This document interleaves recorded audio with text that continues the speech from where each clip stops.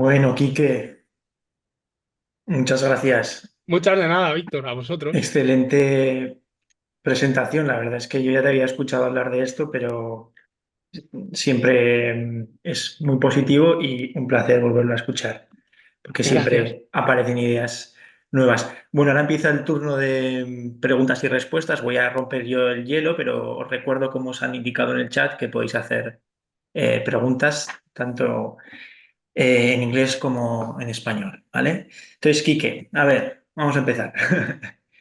Nos ha Dime. quedado claro que no se ha medido hasta ahora, no hemos podido medir la sensibilización central en humanos y toda la literatura que hay incurre en un error muy potente, que es asumir que ciertas manifestaciones o fenotipos de dolor de manera subyacente tienen pues, la sensibilización central como mecanismo. Sí, La cuestión es, la primera pregunta, ¿tú crees que hay que invertir y tirar hacia adelante en intentar poder medir la sensibilización central en humanos? Y en tal caso que sí, en un escenario en donde podamos hacerlo, imagínate que nos ponemos en un horizonte temporal en donde ya podemos medir de forma directa, válida y fiable la sensibilización central en humanos. ¿Tú qué crees, si haces un ejercicio de imaginación, qué utilidad crees que tendría esta medición directa de la sensibilización central en humanos? ya. La pregunta es buena y, claro, me obliga a saltarme precisamente la barrera del desconocimiento. Es que al no haberse medido nunca y no haberse correlacionado con el dolor, yo no lo sé. La realidad es que no lo sé, porque quizá nos ponemos a medirla y resulta que todo es verdad, incluso más verdad de lo que creíamos, y la sensibilización central es la causa del dolor crónico y tratándola solucionamos el dolor crónico. O en el extremo contrario de esta gama de grises, igual no sirve para nada. O sea, no correlaciona en absoluto o los grados de variabilidad son tantos que no conseguimos dar una medida interpretable que podamos relacionar con la clínica. Creo que al menos podríamos testarlo, como tantas otras cosas. Y esta hipótesis se ha dado antes. Por ejemplo, con el canal de sodio, no, con los TRPs, con el TRPV1, por el que David Julius se llevó el Nobel en 2021, el canal de la capsaicina y que transduce el calor, siempre se dijo, como se expresa selectivamente en nociceptores, si conseguimos bloquearlo, solucionaremos gran parte del dolor. La cosa es que cuando lo empezaron a bloquear, a la gente le daba hipertermia, porque el TRPV1 también está implicado en la regulación térmica y aún están peleándose con eso. Hay un chico aquí investigando esto, hace poco oía otro en Alicante. Podría ser muy prometedor o podría no serlo. La realidad es que no lo sabemos. No tenemos Mm, ni idea. Entonces, pero desde luego nos ayudaría a despejar estas dudas. ¿Es útil tratar la sensibilización central para tratar el dolor? No lo sabemos. Podríamos contestarlo si lo pudiéramos medir. ¿Es útil para el pronóstico? No lo sabemos. Podríamos contestarlo si lo pudiéramos medir. O sea, podríamos saber. mm, ¿Qué va a salir cuando abramos el sobre? mm. Ni idea. Muy bien. Y alineado con esta pregunta, a ver si puedes hacer otro ejercicio aquí de, no sé si de especulación o de conocimientos que tengas hasta ahora. Si ya tenemos claro que cierto fenotipo de dolor, pues por ejemplo, dolor generalizado, persistente, como el paciente que has descrito tú, eh, no podemos adscribir ese fenotipo de dolor a un mecanismo específico como la sensibilización central. ¿Qué otros mecanismos podrían haber detrás? Si mañana demostráramos que la sensibilización central no está no es la causa del dolor crónico, se demuestra que no es que no haya evidencia, sino que efectivamente vemos que no, que no está detrás o que no es la causa. ¿Qué otros mecanismos que podrían estar ahí y que entiendo también podrían estar probablemente relacionados con el dolor nociplástico? No es por abrir otro melón, pero eso, ¿qué otros mecanismos podrían competir a nivel de causas con la Sí, sensibilización central? si la sensibilización central es inocente, ¿cuáles son los otros sospechosos, no?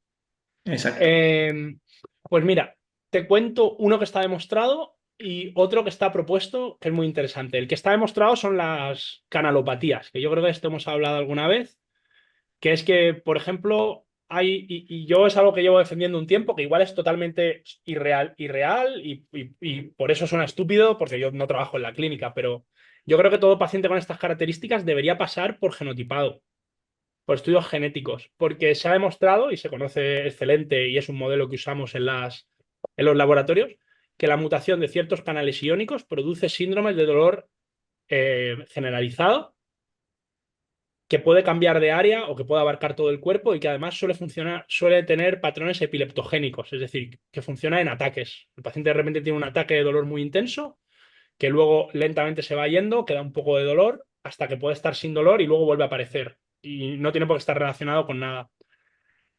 Canales en los que se ha demostrado esto: canal de sodio 1.7, 1.8, 1.9, mutaciones en estos canales de un solo aminoácido que hagan que tenga más función, como estos canales se expresan muy especialmente en nociceptores, hacen que los pacientes de repente tengan actividades neurales desbocadas en los nociceptores, como si les hubieras Mm. cortado una pierna y no se las has cortado.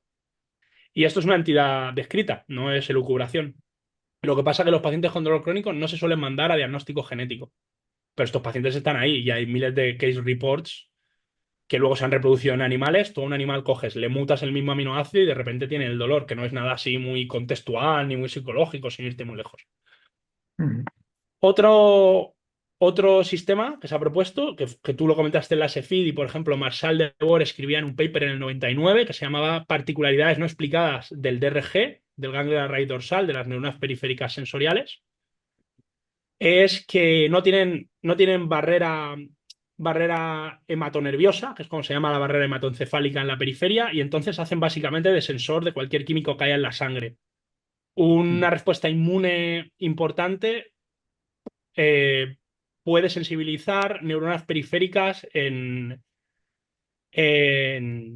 dermatomas no inervados por las mismas. Esto, por ejemplo, se ha demostrado con la lesión espinal. Si tú produces una lesión espinal o una lesión medular de toda la vida, eh, los, las neuronas periféricas se sensibilizan durante más de 6 meses. En el estudio solo se ha medido hasta 6 meses y está muy relacionado con el nivel de citoquinas circulantes en sangre. De hecho, directamente correlacionado en humanos con la intensidad del dolor. Esto es un paper del doctor Antonio Oliviero en el Hospital de Toledo. Así que esos son dos posibles, por poner un ejemplo genético y otro inmune.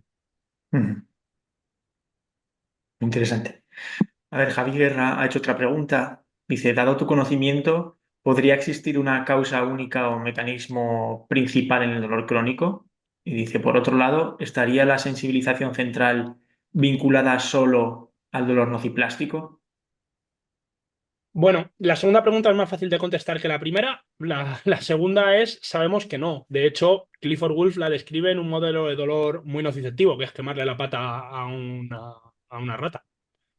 También en dolor neuropático. Desde luego, la sensibilización central no es exclusiva del dolor crónico, ni del nociplástico, ni nada de esto. Por lo que parece, se produce en todos los tipos de dolor y se produce de forma diferente. Se produce de forma diferente.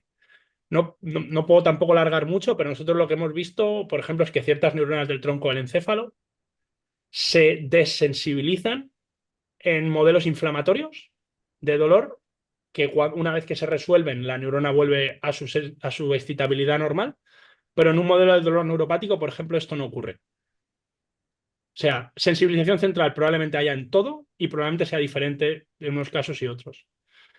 En Vale. cuanto a la causa, podría existir una causa única. Quizá haya un último actor, ¿no? Esto casi que depende de la teoría de la conciencia a la que nos adscribamos. ¿Dónde se genera la percepción? ¿Dónde se genera la experiencia, como el dolor crónico? Si habláramos de una teoría de alto orden, que son las HOT, son un tipo de teorías de la conciencia, pues habría un área que podría hacer esto. Si habláramos, por ejemplo, de teoría de la información integrada, no. La experiencia sería siempre la integración de todo lo que hay activo a la vez en ciertas áreas del cerebro. Entonces, una sola causa, no, no. Yo creo Ujú. que dolor crónico es un término que nosotros usamos para clasificar algo que vemos, pero que a nivel mecanístico se puede acceder desde muchos sitios.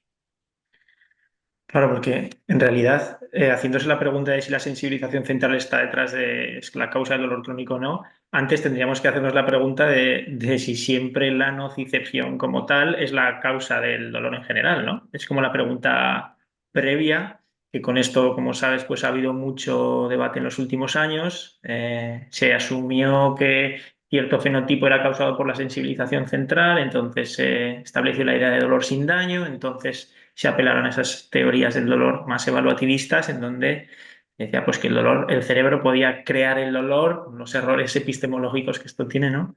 Sin daño, y se asumió implícitamente también que sin nocicepción, ¿no? Sí. Entonces, ¿tú qué opinas de...? de la relación entre la nocicepción y el dolor? Al final, al final los debates, si de verdad los sigues, siempre acaban aquí, ¿no? Acabas remontando la cascada y acabas yéndote a qué es incluso la nocicepción para poder definir Ujú. su relación con el dolor. Ahora mismo estamos teniendo unas reuniones periódicas con Emanuel y alguna gente más, simplemente para sentarnos a discutir esta palabra, qué significa o qué entendemos que significa. En el caso de la nocicepción, lo primero sería definir dónde empieza y dónde acaba.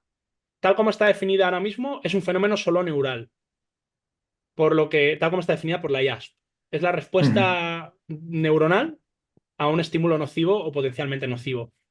Entonces ya es solo neuronal, lo cual es de primera entrada cuestionable, porque si tú, por ejemplo, dañas un epitelio, ese epitelio, la piel, por ejemplo, va a empezar a liberar cosas, que es lo que va a activar la neurona. No están esas neuronas, perdón, esas células epiteliales detectando el estímulo nocivo, no están haciendo de transductor, deberían ser parte de lo que llamamos nocicepción. Y luego viene por otro lado, que es el término potencialmente nocivo. Algo que puede ser potencialmente nocivo puede ser ver venir un balón a alta velocidad hacia tu cara. Eh, Eso es potencialmente nocivo, pero ¿es nocicepción? ¿Puede causar dolor? Sobre que si puede causar dolor o no, como sabes, hay mucho debate ahora mismo. La gente de la escuela de ASAP diría que no. Erta Flor sacó un paper hace un par de años diciendo que se puede aprender el dolor por aprendizaje asociativo. Así que en eso tampoco tengo ni idea. Ni siquiera tenemos definido bien lo que es nocicepción como para relacionarlo con el dolor. Lo único que Ujú. yo sé, lo único que yo sé es lo que no sabemos, que es cómo de la nocicepción surge el dolor. Sí, aquí muchas veces hablan de la emergencia, ¿no? Como si fuera una explicación, decir, el dolor es una propiedad emergente de la actividad neuronal, pero claro, eso es no decir nada, es ponerle a una palabra en realidad a un agujero negro en donde no sabemos qué pasa. Entonces decimos que es una emergencia y parece que lo entendemos, pero en realidad no sabemos. Efectivamente. Y se va haciendo más largo el chorizo explicativo conforme pasan los Exacto. años. Ujú. Muy bien.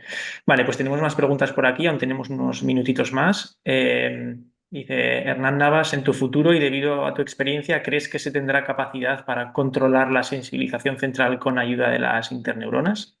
Mm, mm.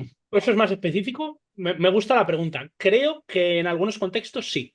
Porque hay ciertas formas muy sencillas de manipular el sistema nervioso central, pero no ofrecen muchos grados de libertad. Es decir, no puedes hacer lo que quieras, no puedes manipular cada neurona como tú quieras, sino de forma muy generalista.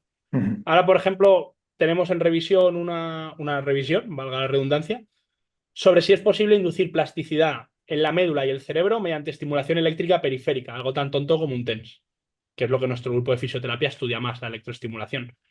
Y todos los estudios están de acuerdo en que sí, tú le pones a una rata un protocolo de estimulación eléctrica en el nervio periférico y le produces plasticidad del sistema nervioso central. ¿Hasta qué punto puedes controlar, o sea, cuánto puedes hacer con esa plasticidad? Siempre se produce más o menos la misma, si el protocolo es más o menos igual. Pero ¿es eso útil para curar la sensibilización central? ¿Te interesa controlarla ahí o te interesa controlarla en otro núcleo? ¿Te interesa controlarla en un subtipo de células u otros? Esto requiere de niveles más complejos de manipulación que hoy por hoy solo podemos hacer en animales mediante la manipulación genética. En humanos Ujú. es muy burdo. Muy bien. Hay una pregunta de Sara, muy simple e interesante. Dice, ¿es el dolor crónico el dolor neuropático?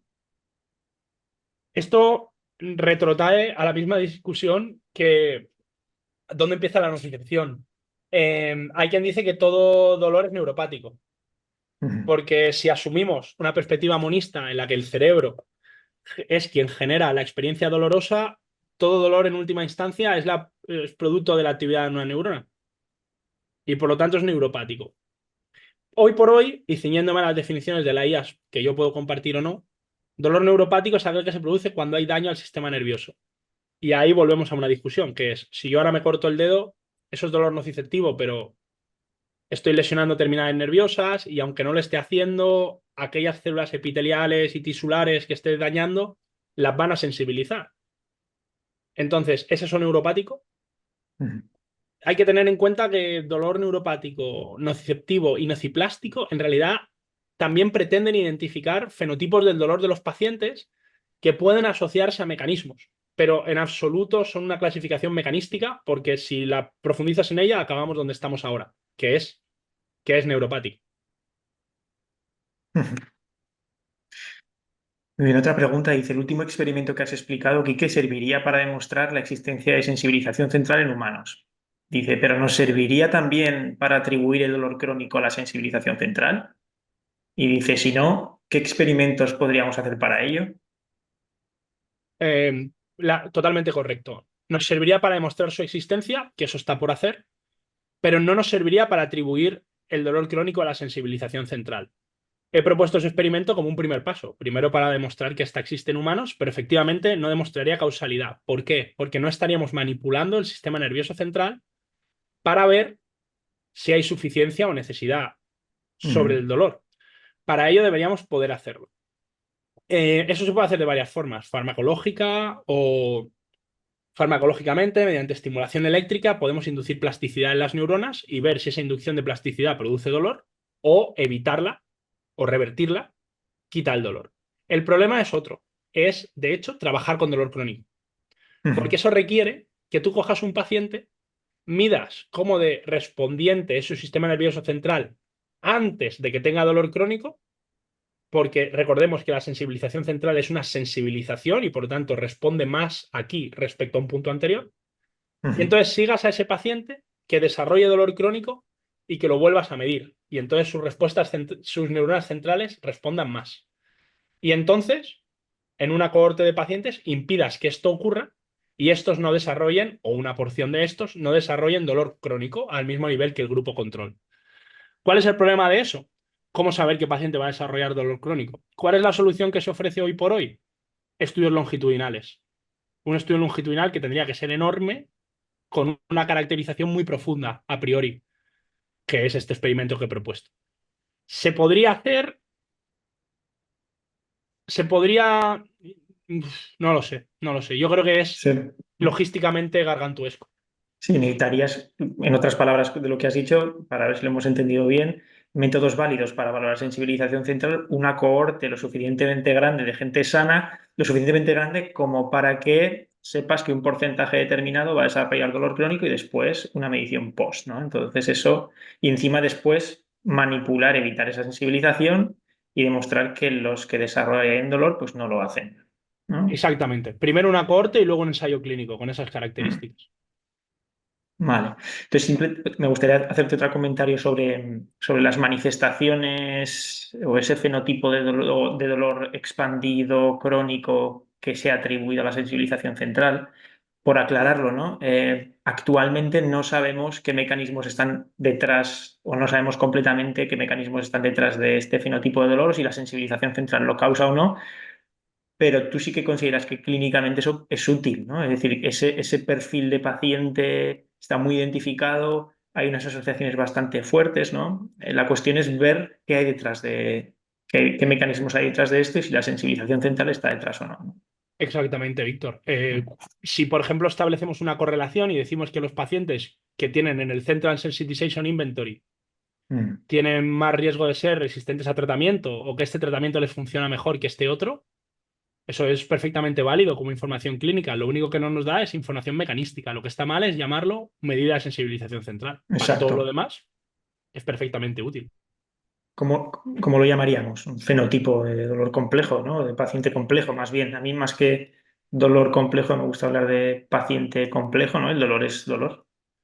Eso es. O, por Mm, ejemplo, hace poco ha salido un paper, ay, no me acuerdo de la última autora, pero lo que hacían básicamente era demostrar que en realidad ese cuestionario en concreto, por hablar de uno, con lo que correlaciona mucho y lo que parece estar mm, midiendo es con la hipervigilancia en el dolor. Entonces es una medida mm. psicológica de la relación del paciente con su dolor, más Sí. que del dolor en sí, como tú estás diciendo, Ujú. sino cómo el paciente se relaciona con él.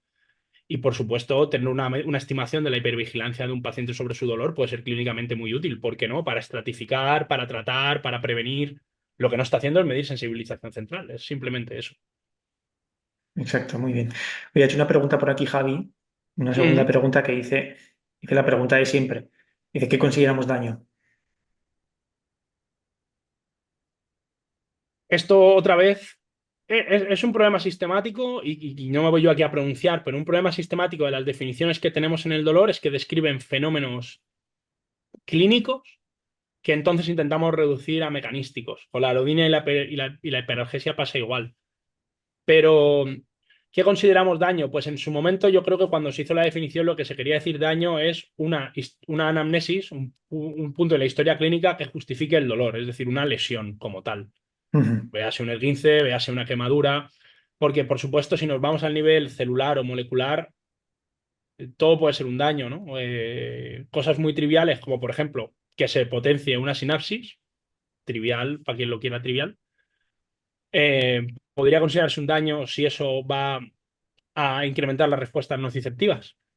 Pero ujú, ahí es donde nos perdemos en la pregunta que dice Javi, que por eso él tiene esa pregunta. ¿Qué es daño cuando realmente reducimos al nivel de mecanismos? Pues probablemente ujú. no tenga significado ese término. Pues muy bien. Em, no sé si te da tiempo a que hagamos una pregunta más, no te queremos Lo que robar mucho queráis. más Sí, sí, tiempo. sí, a mí, Hay una claro. más aquí de Sara, que dice que la teoría de la puerta de entrada, del control de la puerta de entrada, es realmente efectiva para reducir el dolor. Si nos sirve, entiendo que quiere decir si la teoría del gate control se puede aplicar para reducir el dolor Sí. crónico. Pues eso es una buena pregunta. Para empezar, la teoría de la puerta de control se ha redefinido desde que Melzack y Wall la anunciaron en el 65 muchísimo. Hay un paper de Mendel que está muy bien, Revisiting the Gate Control Theory, que actualiza un poco cómo ha ido cambiando eso. A nivel biológico, el circuito se ha refinado mucho desde lo que se propuso en su momento. Me imagino que Sara se refiere en concreto a una aplicación de la misma que es aplicar estímulos Mm. inocuos, normalmente mecánicos, para reducir la información nociceptiva que llega al sistema nervioso central y con ello reducir el dolor. La cuestión es que no lo sabemos, porque en la clínica nosotros aplicamos intervenciones, no activamos circuitos neurales. Es decir, nosotros ponemos frío y el frío inhibe, parece que tiene un efecto hipoalgésico, igual que la presión leve tiene un efecto hipoalgésico, igual que el propio dolor. ¿Qué mecanismo hace que este estímulo tenga un efecto hipoalgésico? Normalmente solo se teoriza. Uno de ellos y uno de los más exitosos son la teoría de la puerta de control. Como ejemplo, pues nosotros intentamos poner protocolos de potenciación sináptica en nuestros ensayos clínicos sobre las fibras no nociceptivas para Mm. intentar así potenciar la puerta de control y reducir el dolor. Y hemos tenido muy buenos resultados, mejores que con el TENS, esto también está en revisión, con pacientes con dolor cervical inespecífico. Pero quiere decir que nuestro tratamiento ha potenciado la puerta de control. Esa es la lógica con la que hemos diseñado el tratamiento, pero probablemente estará haciendo otras muchas cosas, empezando por estimular las fibras periféricas y por inflamar la zona donde metemos la aguja para aplicarlo. Entonces, es difícil decir si un circuito se puede utilizar como herramienta terapéutica.